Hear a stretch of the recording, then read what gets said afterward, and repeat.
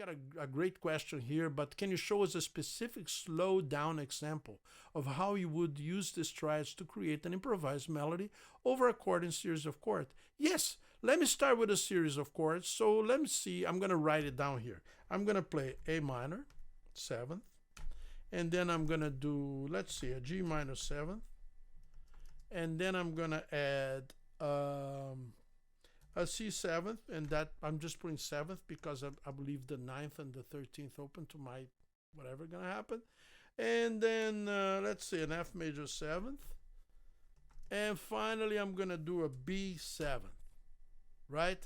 Okay, that's a good change. I hope I'll post it here, and I'll be looking at it, and I'll be using it. I'll slow it down and to see how the improvisation could happen over these.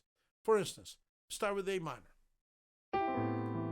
So my options here, I'll start right away with an E minor.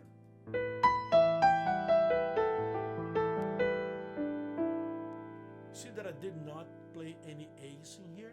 That's being non-redundant. I have that note, so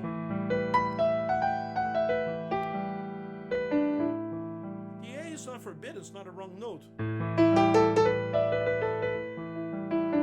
See, E minor, G minor. I'm not playing F major. B flat major.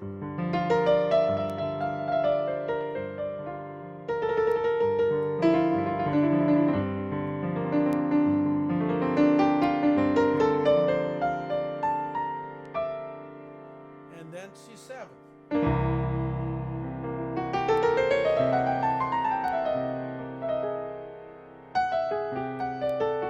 D major.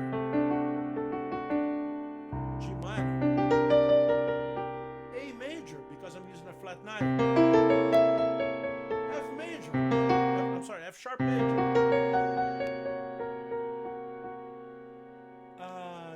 G sharp major, because now I'm going into the altered chord. And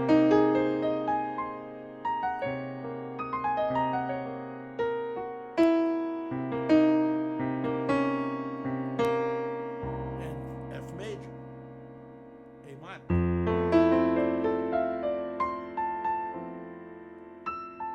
E minor. D minor. G major. And finally B7. You can think of a whole tone. Or C sharp. F sharp minor. You see how many options I just used there? And I'm just using, I went very slow down, hopefully slow enough that you could kind of see how my hands were creating. So these melodies doesn't mean that one triad is better than the other. The only thing I would say is that I tend to favor the triads that do not have the root in them, because that makes sure that your melodic ideas are above your harmonic concept. Because if I start, say, the chord is an F major 7, if I start right there with the F triad, it's right on the ground. I have not lifted. The moment I do a G major triad over an F major 7 chord, boom. And you could think numerically, you can say, oh, the sharp 11th and the 9th and the 13th, all those things. I had a question from Simon here that says, what's the simplest way to improvise over major and minor 2-5-1 progressions? You see, you can do it.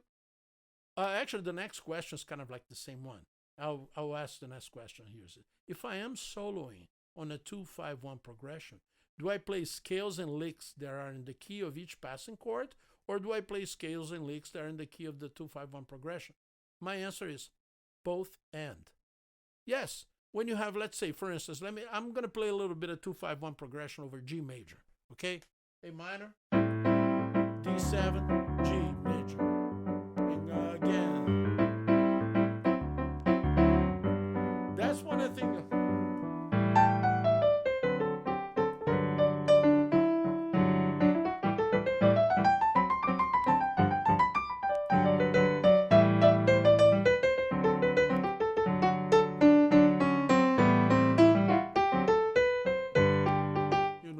just using the scale, because the C major, the G major scale works over the 2-5-1.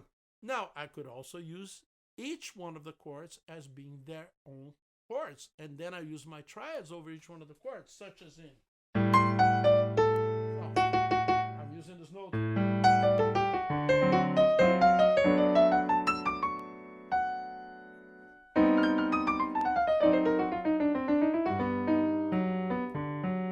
So now see how the color, the flavor has changed. Is one better than the other? No. I believe the musician should get options. The more options you have, the more tools you have.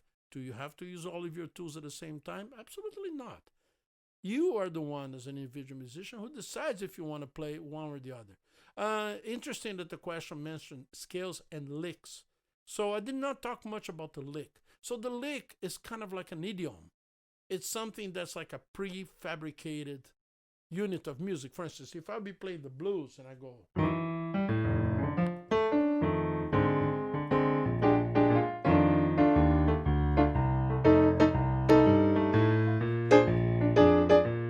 here comes a lick.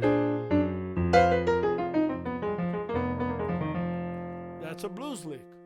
So there's licks, there's bebop licks, there's blue licks, there's rock and roll licks, there's gospel licks. Depending on the style of music you are, you can take a lick. So a lick is something that's being played by several musicians. Some musicians can only play licks because that's what they practice. Is it good to know licks? Absolutely, it's okay. I love licks. I love rock and roll licks. I love blues licks. But if your understanding of playing is to play licks, you're basically the person who's only eating canned food. Never really tried a piece like a dish that was made from scratch, where you actually chop the onions, saute them, and add the veggies, which is a much different thing than opening a can of food.